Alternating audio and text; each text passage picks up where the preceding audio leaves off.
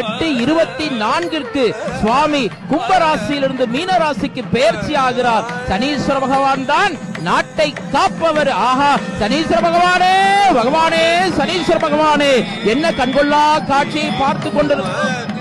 அழகான ஒரு காட்சியை நாம் பார்த்த வண்ணம் இருக்கிறோம். மூலஸ்தானத்திலே சிவாச்சாரியார் பெருமக்கள் எல்லாம் மிக அழகான முறையிலே கற்பூர தீப ஆராதனை காண்பித்த வண்ணம் இருக்கிறார்கள். ஒரு பக்கம் நாதஸ்வர இசை கலைஞர்கள் இசைத்துக் கொண்டிருக்க, சுத்த மத்தளம் ஒரு பக்கம் வாசிக்க, தர்பாரணேஸ்வர சுவாமியினுடைய ஆலயத்திலே சான்றோர்களும் ஆன்றோர்களும் பெரியோர்களும் குழுமி இருக்க, நாமும் அந்த கண்கொள்ளா காட்சியை சனீஸ்வர பகவானுக்கு நேராக நின்று கொண்டு பார்த்துக் கொண்டிருக்கிறோம். ஆம், என்ன அழகு, என்ன அழகு, எத்தனை அழகு, கோடி மலர்கள் கொட்டிய அழகு.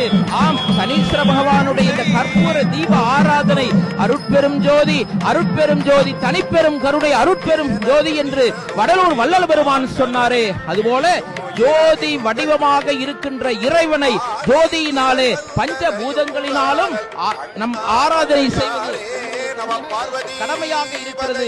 எங்களால் நிற்கக்கூட முடியாத அளவிற்கு மிக அழகான முறையிலே நெருங்கிய வண்ணம் அடியார்கள் இருக்கின்ற அந்த காட்சியை பார்த்து கொண்டிருக்கிறோம். ஆஹா, ஆஹா, தூக்கி அந்த சிவாச்சாரியார் பெருமக்கள் எல்லாம் 7 கலையிலே இருக்கின்ற அந்த தீப ஆராதனையை தூக்கி எல்லோருக்கும் உயரத்திலே காண்பித்த வண்ணம் இருக்கிறார்கள்.